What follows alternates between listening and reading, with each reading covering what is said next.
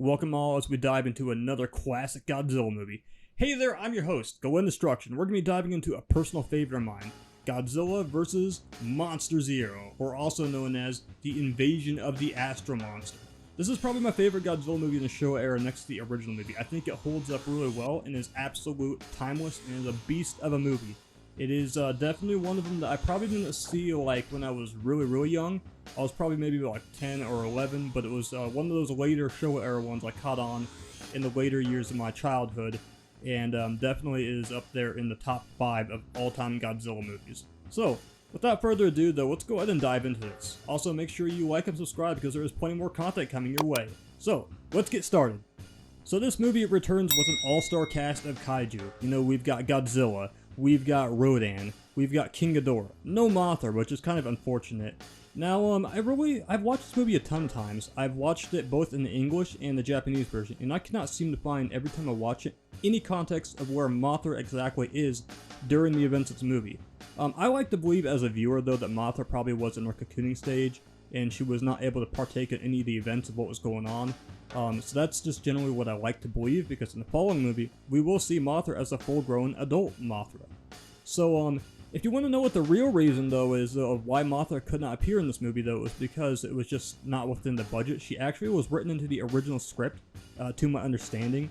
It's just that it wasn't able to happen. But I really do kind of wonder in hindsight how Mothra would have worked her way into this movie in the storyline, because in the movie right here, we give up Rodan and Godzilla to kind of help out the Exilians, because, you know, they're having problems with Monster Zero, as they call King Ghidorah, and we give them our monsters to fend King Ghidorah off, but to get Mothra, we'd have to go through the natives. I mean, we have to convince them, hey, we kind of need your monster, not to fight our battle this time, but to fight the Exilians' problem. Of course, there probably would have been some type of disagreement and debate right there, deciding, you know, are we really going to lend Mothra to an alien race, you know, that the natives probably wouldn't have known even existed until they were informed of that.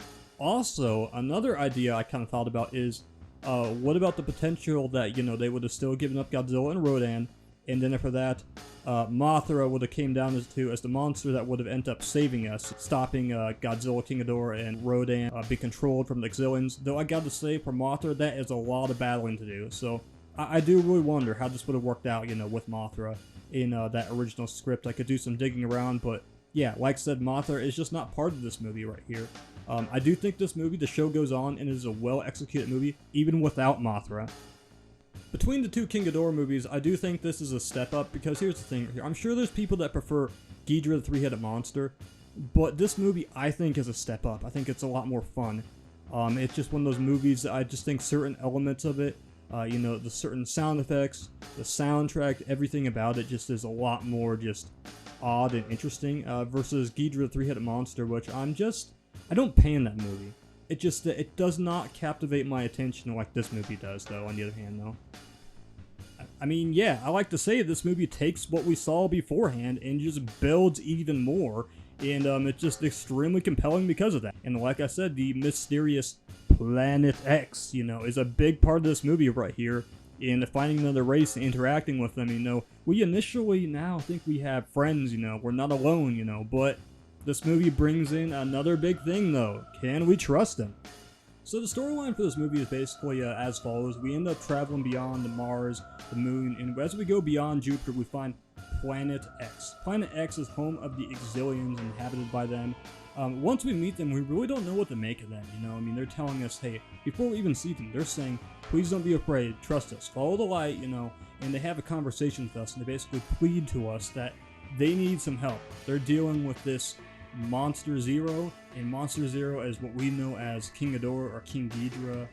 It's all the same, you know. Obviously that was our problem a year prior in the previous movie, but now it is their problem, at least what they're claiming. They end up making the request, can we borrow Godzilla and Rodan, you know, to fend off this monster? And we asked them, how are you guys dealing with this monster in the first place? And they're saying, well, we're not. We're basically just hiding on the ground. We're basically just living in fear the entire time. Well, you know, that creates the big debate, should we trust them? And their claim is, yeah, if we do get this help from you guys, if we receive it, we'll help you out and we'll give you the cure to cancer. That is in the Japanese version. It is the cure to all diseases in the English version. By the way, I think both versions are on par with each other. This is one of the few Godzilla movies I think both the English and the Japanese version are pretty easy to tolerate, honestly, and you can watch either or and have no issue with it. But personally, though, I prefer The Cure for Cancer for some reason. Overall, though, the big thing is, though, yeah, this sounds like a good plan. Nothing can go wrong. Can anything go wrong? Can anything? Well, we like to believe that, we're going to be okay, and we're going to be best friends with this race, but obviously we don't have a movie if that don't happen, though. So, yeah, things do end up backfiring on us big time. I think this movie is truly a Godzilla GOAT movie. I mean, it definitely is one of the greatest of all time. I mean, just, like I said earlier, looking at the set pieces, and everything about it, though, I'm just crazy about in this movie, and I can't get over the soundtrack, especially when they first land on Planet X, just that mysterious, spooky, eerie vibe of the unknown. It is a very likable movie every which way, even in the cast. I also like this idea of us interacting with an alien race, and the alien race is telling us, oh, we understand you're dealing with this issue, well, we haven't dealt with that in a long time, and we can do something for you.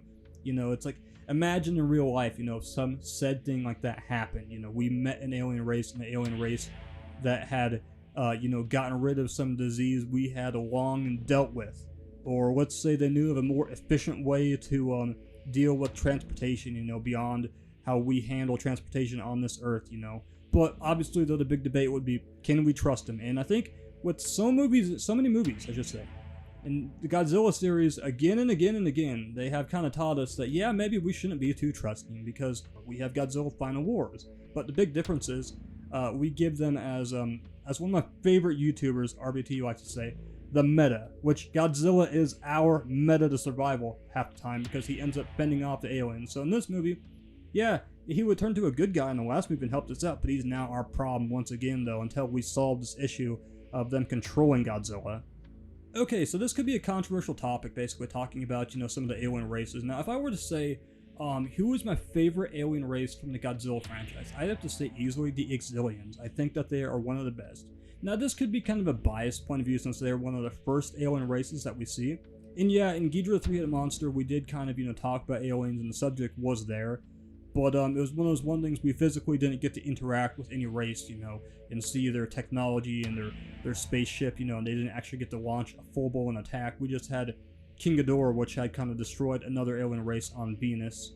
And then after that, just guns for us. But this time around, though, it's a bit more we get to see. And I love seeing the interaction, whether it be, when we're investigating, trying to see if there's more behind the curtains, if they really are being truthful about what they're saying and seeing how they react to various things. The fact that basically a lot of the decisions are all boiled down to a computer, it's making all those decisions. So it is really a cool race to watch, and I love the fact that years later in Godzilla Final Wars that they brought them back. Toho could have easily created a brand new race for Godzilla Final Wars, but it decided to take us back to a root that we were familiar with, and I think it was very appropriate for a movie, that was wrapping up the entire franchise at the time. But this is where it starts right here. This is where this alien race is established, and we have seen them time and time again, even in some of the comics they've been incorporated into. And it's definitely one of those, A-lister alien species the Godzilla franchise has introduced that we got to see more of someday. I just absolutely could kick it in vibes of this movie. I absolutely love the feeling of it and the atmosphere that it provides, I will say, this movie, I think it has a distinction of being the only Godzilla movie where we see Godzilla do battle on another planet. I mean, we had this battle between Godzilla, Rodan, and King Ghidorah, and we get to see them do some crazy things. Godzilla's jumping around doing a little dance because King Ghidorah's flying away, the iconic little victory jumping dance. But like I said, I can't think of any other movies where Godzilla has faced off with a monster on another planet. Now, yes, in Godzilla vs. Space Godzilla, we did have the Mothra and Space Godzilla battle where they were kind of in space and they were doing battle, and then Space Godzilla heads for the planet to tear us apart. That's all I can think of, though. This movie just holds that title for being the lone movie to this day, and I think it's pretty cool seeing a battle on another planet, and it probably will be for a while, before we see any of them actually do that. I could be wrong. Like I said, do any of the anime movies go that direction? I haven't watched the anime Godzilla series, for the record. I do apologize for that. There's one key scene in this movie that definitely makes me sad, And it's that one scene where we see the ship flying away, and Godzilla and Rodan are looking at us like, hey guys, what are you doing? You know, don't leave us behind. And we're all like, nah, they're their problem. You know, they've terrorized us for years, you know. But as a viewer, we're kind of thinking, you know, are they doing the right thing? We just saw the Exilians do the little evil laugh, you know. They're up to something, you know. They have plans. They now have Godzilla and Rodan there. They can control them.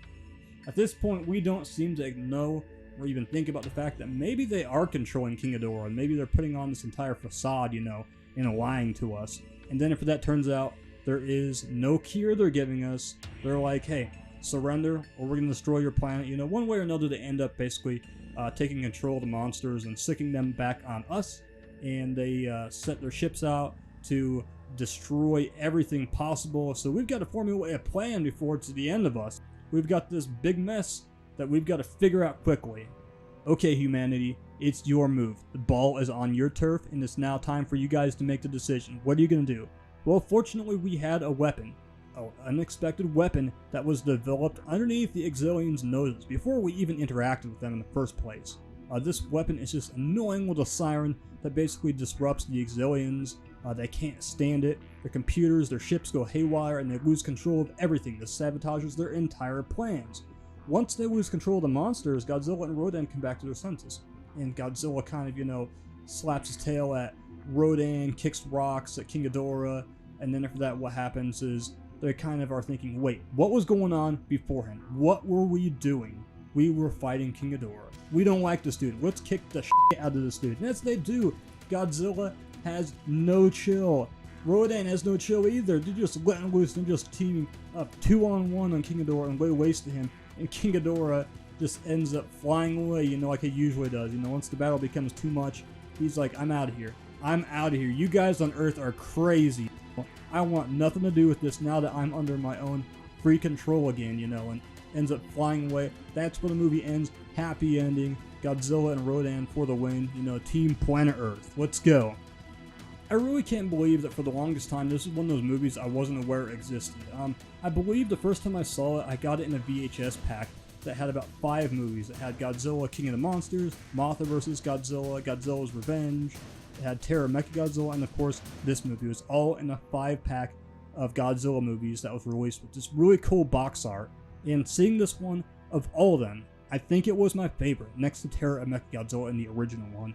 And it still holds up really well. This is a movie, the last time I saw it with friends, I was so excited to watch it with them because I knew this is one of those movies that everybody's going to love. And I can't sleep on it myself, you know, any chance to watch it. I'm fully intrigued. And what's kind of wild, and as I watched and I looked at the timeline of the events, the final battle takes place within the last maybe like 20-25 minutes of this movie. So it takes a while to get to that final battle, but at the same time, I'm so like intrigued by the movie and absolutely love it. It doesn't seem to matter that, you know, maybe technically there is a little less battling than the usual movie. I just think it is definitely superior to the last movie. You know, like I said, the storyline, the soundtrack, the everything. This is an A-lister, just perfect movie. You know, I can't recommend this movie enough. The Godzilla franchise isn't complete without this movie. My childhood isn't complete without this one. This is definitely a very prominent Godzilla movie. I think this movie has a little bit of everything, honestly, you know, when I look at it. It has romance, done better than Godzilla Raids Again. It has Nick Adams. It has aliens doing their typical thing, and it just got a kick-ass soundtrack that is just very campy and is just very likable. So I think I've talked about that a lot right there. Just the praises cannot be sung enough, you know. Let me know if this is one of those movies that you absolutely love. If it's one of those movies that for whatever reason you don't like it, please tell me. You know, I'm open to any differing opinions of mine. I just would like to hear if there's any reason why this isn't a movie you don't like. So go ahead and be vocal about it. I think I've done my part right here. I've hyped this movie up. You go watch it now. But here's the thing right here. Stay tuned because I got plenty more Godzilla movies to talk about. There's going to be some good and there's going to be some bad. We're not even halfway through this review series. So stay tuned and get ready because next we have Godzilla vs. a sea monster. And there's a lot to talk about with my childhood connections to this one.